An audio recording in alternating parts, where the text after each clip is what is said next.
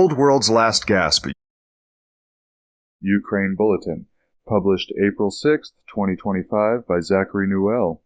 Many worry about an oncoming World War III, and though we've been trying to keep our cool, you know that includes us if you read between the lines of our last bulletin. But it's not just Americans like us who have reason to worry that their government is positioning itself for war. Europeans, too, have reason for concern. Naturally, they focus on the ongoing conflict in Ukraine, which, when we here at Radio Free Pizza last covered it, in late 2024 launched US and UK missiles into Russian regions, prompting Russian President Vladimir Putin to revise Russia's nuclear doctrine, lowering the threshold for nuclear response before firing back with a hypersonic missile strike on Ukraine's Yuzhmash missile plant. Meanwhile, NATO allies continue double down on their support Ukraine, with France confirming permission for Kiev to use French missiles on Russian targets.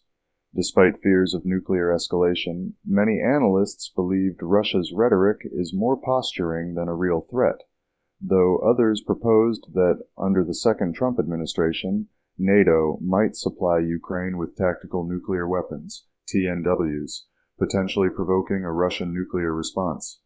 Of course, such speculations have surely lost support, given the developments of 2025. In early February, the Trump administration has proposed that the U.S. receive 50% ownership of Ukraine's rare earth minerals as reimbursement for military and financial aid provided since the war began in 2022.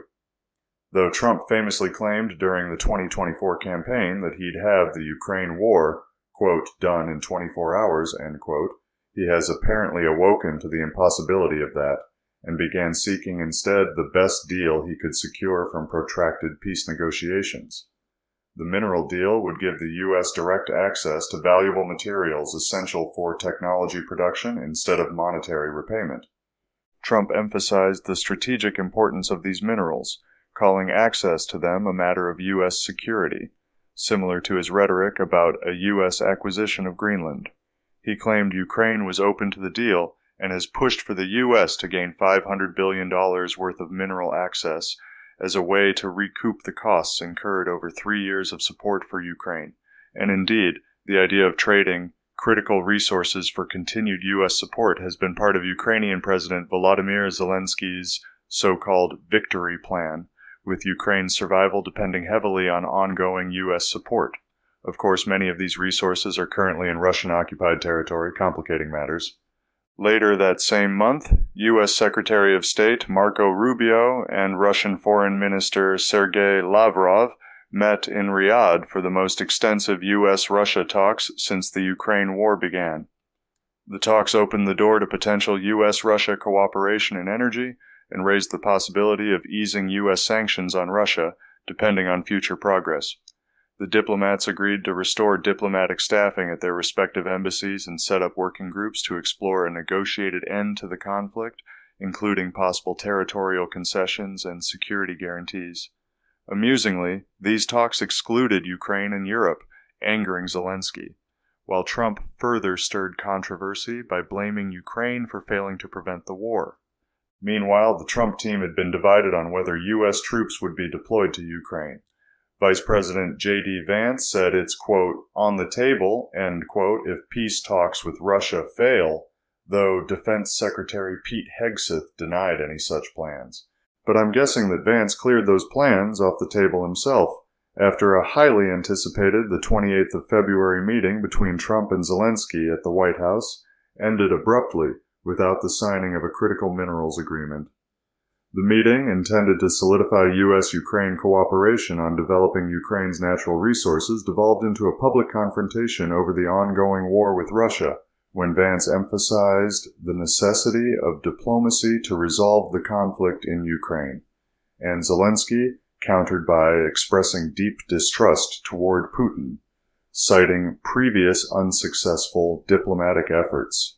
He urged Trump not to compromise with Putin, whom he referred to as a killer. The exchange intensified, leading Trump to accuse Zelensky of disrespecting the U.S. and questioning his readiness for peace negotiations. Subsequently, Trump directed aides to end the meeting prematurely, instructing Zelensky to leave the White House. The failure to sign the minerals deal left Ukraine without a potentially significant avenue for economic collaboration with the U.S., which Kiev had hoped would bolster its position in the war and facilitate additional aid from Congress. European leaders quickly rallied in support of Zelensky, with German Chancellor candidate Friedrich Merz emphasizing the importance of distinguishing between aggressor and victim in the conflict, while Zelensky engaged in discussions with French President Emmanuel Macron, NATO Secretary General Mark Rutte, and EU Council President Antonio Costa to seek further backing. President Trump's approach signaled a shift in U.S. policy toward a more conciliatory stance with Russia, causing concern among traditional European allies. NATO's Secretary General, Mark Rutte, warned of a potential full-scale Russian attack on Europe by 2030, emphasizing the strength of the NATO alliance in defending its members. Ukraine's prolonged war with Russia has led neighboring countries, especially those bordering Russia, to ramp up defense spending. Some fear that if Kiev falls, Russia could target the Baltic states or Poland, which could trigger NATO intervention and escalate into a global conflict. In response, European nations are preparing for crisis situations by urging citizens to stockpile food, water, and other emergency supplies. Sweden, Finland, and Germany have updated their civil defense strategies, with Sweden mandating military service and Finland focusing on readiness due to its long border with Russia. Additionally, European nations are bolstering their air defense systems, with discussions about developing an independent European nuclear deterrent as concerns about U.S. commitment to European defense grow. Meanwhile, Russia's military operation in Ukraine is causing ripple effects across the region, and the increasing militarization in Europe indicate a widespread anticipation of further instability, particularly in Eastern Europe. Zelensky acknowledged the risks of escalation, with some experts suggesting that World War III might already be unfolding in certain ways. Certainly, there's good reason some analysts have been pointing to the U.S. to explain Europe's dedication to a war footing, given the shifting dynamics between the U.S. and Europe regarding the ongoing war in Ukraine and broader defense concerns. Those concerned highlight the increasing tensions between the Trump administration and European allies, particularly in light of the U.S. distancing itself from Ukraine's military needs, and the potential long-term consequences for European security. Under the second Trump administration, the U.S. has prioritized military engagement in the Indo-Pacific region, as we discussed last time on Radio Free Pizza, pressing Europe to build up its own defense capabilities, which has been resisted due to concerns about the cost and the potential for an American withdrawal. Despite some European efforts to increase defense spending after the 2014 Crimea annexation, Europe's military readiness remains insufficient to independently support Ukraine or defend against Russian aggression. The U.S.'s reduced commitment to Ukraine risks creating a security vacuum that Europe would need to fill, but Europe faces significant challenges in ramping up its defense industry, including fragmentation, lack of cohesion, and insufficient investment. While Europe might aim to produce much of the military equipment Ukraine needs, it lacks the coordination and infrastructure to do so at scale. Additionally, NATO's reliance on U.S. logistical support also complicates Europe's ability to transition to self-sufficiency.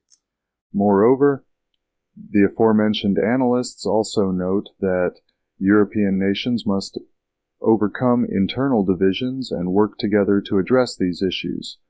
This will require political will, increased defense spending, and better coordination between EU countries, the UK, and Ukraine. They argue that the US could support Europe in this transition, but must choose whether to allow Europe to take on more responsibility or force Ukraine into a less favorable settlement with Russia. However, others see European militarization stemming not from genuine security concerns, but from more cynical motives. Economist Martin Armstrong argues that Europe's push for war is motivated more by financial and political interests than by genuine security concerns. He outlines three main reasons behind this strategy. First, he suggests that war offers governments a way to reset their financial obligations by defaulting on debt under the cover of forming a new government, a tactic with historical precedent, such as the U.S. defaulting on the Continental Congress currency. Second, Armstrong claims that European leaders view war as a distraction from their own economic failures including the fallout from pandemic lockdowns, net zero climate policies, and sanctions against Russia. By blaming Russia for worsening economic conditions, leaders could deflect public anger and maintain power. Third, he contends that European elites see war as a means of accessing Russia's vast natural resources estimated to be worth $75 trillion. Conquering and dividing Russia, Armstrong argues, would strengthen Europe's economic position and challenge U.S. dominance. While Europe launches its militarization efforts, its erstwhile U.S. partner seems to have growing concerns about the likelihood of a negotiated end to the conflict. Last month, Trump threatened to impose 25% to 50% secondary tariffs on countries buying Russian oil if Moscow blocks his efforts to end the Ukraine war. Frustrated with Putin's criticism of Zelensky and the lack of ceasefire progress, Trump warned that buyers of Russian oil could lose access to U.S. markets, emphasizing his willingness to act within a month if no deal is reached, and reiterating that Ukraine would never join NATO. He also criticized Zelensky for hesitating on the aforementioned rare earth minerals deal that would give the U.S. access to Ukraine's natural resource income. Despite his anger at Putin, Trump claimed their relationship remains strong if progress is made toward ending the war. The threatened tariffs could heavily impact China, India, and others reliant on Russian oil. Trump also signaled potential sanctions against buyers of Iranian oil if Iran doesn't halt its nuclear program. These measures would undoubtedly impose further disruptions to the global economy, increasing the likelihood of a sovereign debt default in Europe. If Europe's war footing feels desperate, that's because it is. Whether driven by genuine fears of Russian aggression or by cynical efforts to paper over economic decay, Europe is now staring down a financial abyss, one that may make a debt default not just possible, but strategically desirable. The signs are unmistakable.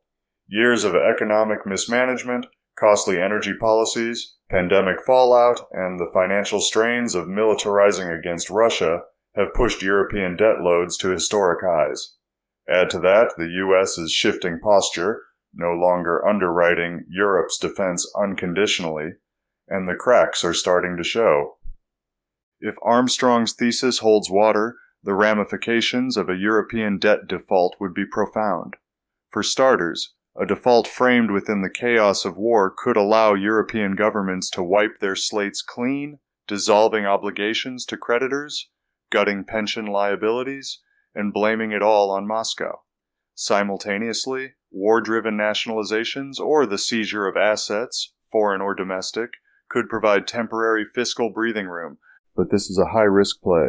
A coordinated or cascading European default would send shockwaves through global financial markets, hammering the euro, imperiling the European banking system, and likely triggering capital flight on a scale not seen in decades. Such a scenario could accelerate the fragmentation of the Western alliance. Whether by accident or design, Europe appears to be approaching a point of no return. A debt default may be Europe's last gasp, but it would not be a quiet one. It would reshape the global order, redraw alliances, and almost certainly deepen the chaos already spilling out of Ukraine. As the old world strains under the weight of history, the real question may not be whether Europe defaults, but whether it survives.